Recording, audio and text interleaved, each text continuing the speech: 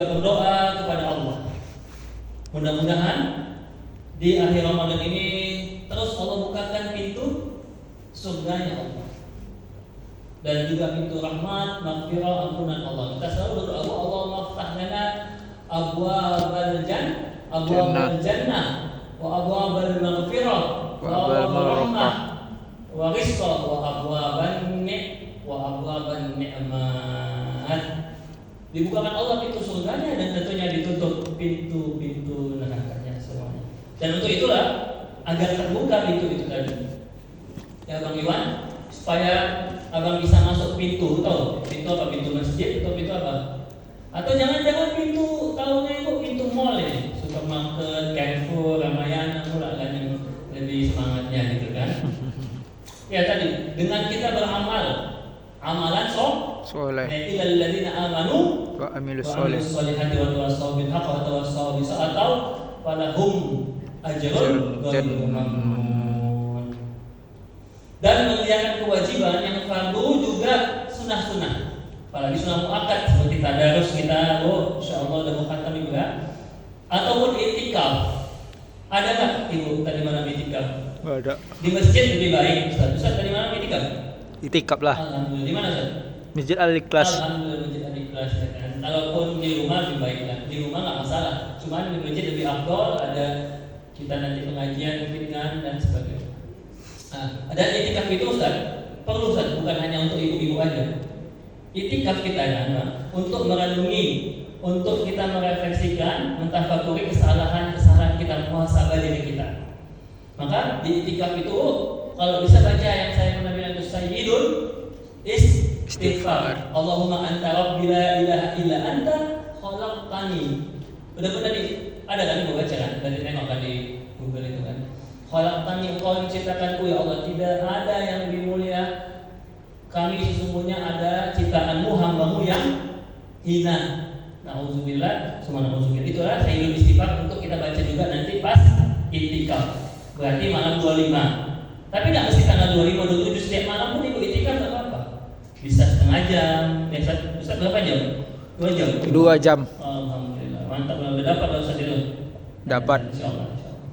Nah, maka tema kita malam ini nggak sesusah, sederhana aja tentang puasa, ada rajin zakat dan sholat dan sebagai semuanya itu pilar-pilar untuk membentuk keimanan kita semuanya. Atau Bapak Ibu jamaah sholat tarawih yang dimuliakan Allah Subhanahu Wa Taala. Udah zakat Ibu ya? Yuk kita zakat nanti kalau udah ada buka panitia supaya mudah nanti kan data dan lebih enak nanti pasti bagikannya.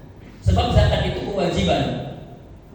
Dan juga di sisi lainnya zakat itu menyempurnai dan melengkapi ibadah apa? Puasa kita. Sama kayak kita puasa dilengkapi dengan zakat. Sholat kita, sholat fardu, sholat wajib itu yang melengkapi kita. Pelengkapnya mungkin sholat kita kadang kurang khusyuk, cepat-cepat. Sholat apa? Sunnah. Sholat wajib dilengkapi dengan sholat Sunnah. Sholat kita nanti tarawih dilengkapi, ditutupi dengan sholat Tahajud. witir. Kalau Ustaz mau tahajud dengan kata ulama juga boleh juga langsung kalau saya dulu witir nanti tahajud dulu masing-masing. Dan juga dengan tadarus kalau bisa pun sama dengan wirid kita lah. Bang Iwan wirid malam Jumat kita yasinan, tahlilan. Walaupun memang nggak pasti kita sampai pahalanya, tapi didorong dengan doa. Nah, itu pelengkapnya. Supaya Allahumma sholli ala supaya tahlilan kita, yasinan kita itu bisa terangkat naik menuju ahlul musibah. Nah, itu semua ada pelengkapnya. Maka Bapak Ibu jamaah, satu amalan ibadah perbuatan kita bisa beda hasilnya. Ya, saya ulangi Bu, satu amalan kita, misalnya puasa kita, saya sama Ustaz misalnya ya, bisa beda pahalanya Bu. Ya mungkin saja, ya kan, Ustaz ini puasa tapi dia nggak sholat gitu kan? Karena kita tahu sholat itu kewajiban. Nabi Muhammad setiap saat sholat, lagi sedih Nabi, lagi galau, gegana, gelisah, galau merana Nabi sholat. Ada sholat istisqa kemarin, sholat apa Bu yang nampak bulan tuh? Gerhana. Kalau ibu mau nanti nikah kan, ada namanya sholat istighfar.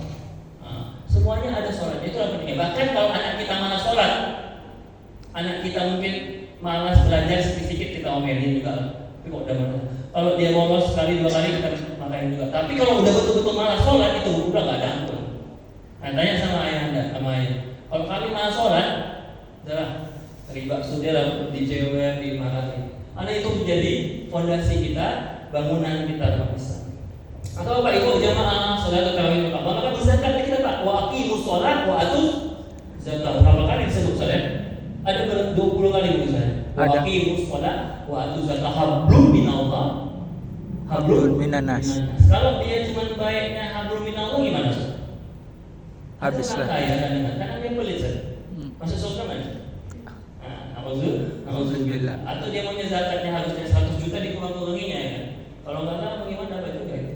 Nah itu zakat itu wajib, semuanya wajib zakat. Bahkan nanti misalnya istri saya lagi hamil nih, anak kami lahir di subuh sebelum sholat id, itu tetap wajib kami zakatinya. Nanti mungkin bisa lah transfer saja melalui rekening kan gitu. Insyaallah. Gak susah sekarang ada banking, ada QRIS kan.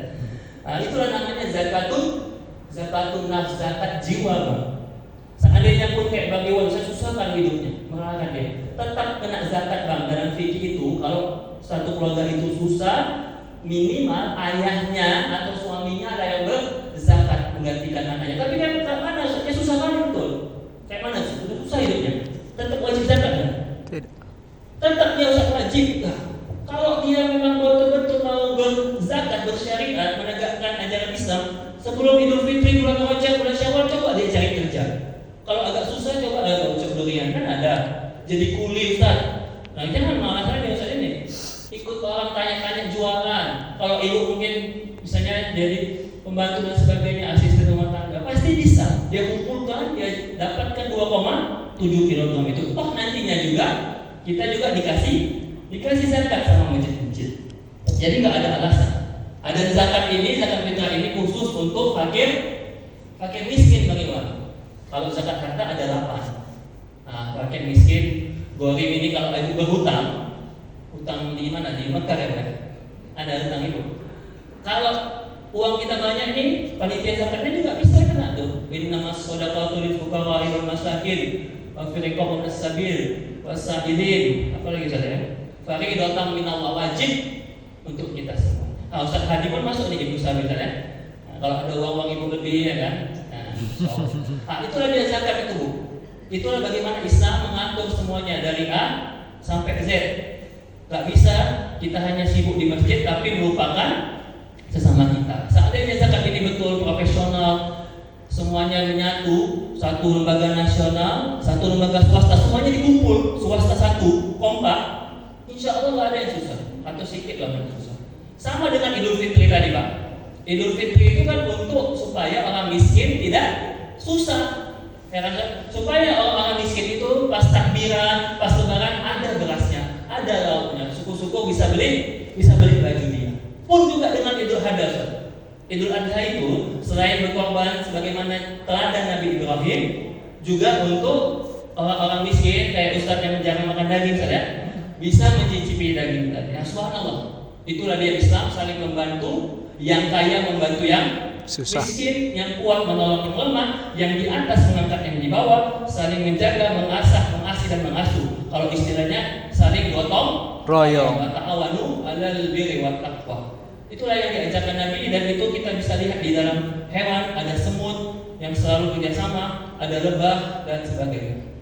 Ibratan liman yakhsha. Maka itu diatur dalam Islam sehingga kita bisa aman, sejahtera. Itulah dia disebut baldatun thayyibatun wa rabbun ghafur. Maka intinya zakat ini mengajarkan kita supaya untuk saling berbagi, terutama zakat harta, dan juga supaya terhindar dari budak harta, nafsu dunia, mengumpulkan harta jadinya sesuai dengan surat Al-Humazah ya kan Pak?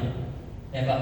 Wailul likulli humazatin lumazah. Orang kaya ini kan itu udah ada 100 M, udah ada 200 M enggak siap-siap. Nah, kalau dia udah ada 85 gram emas, atau mungkin kayak anggaplah Ustadz Innova Second kan, Innova 200 juta, Ustadz harus bayar zakat benda namanya, zakat harta 2,5 kilo, 2,5%. Atau Ustadz di kampung ada ladang mangiwan, ada sawah, zakatin 5%. Kalau ada 40 kambing selama setahun, bahkan kalau lebih itu zakatnya 1 kambing, 30 sapi, 1 anak sapinya, begitu berkelipatan.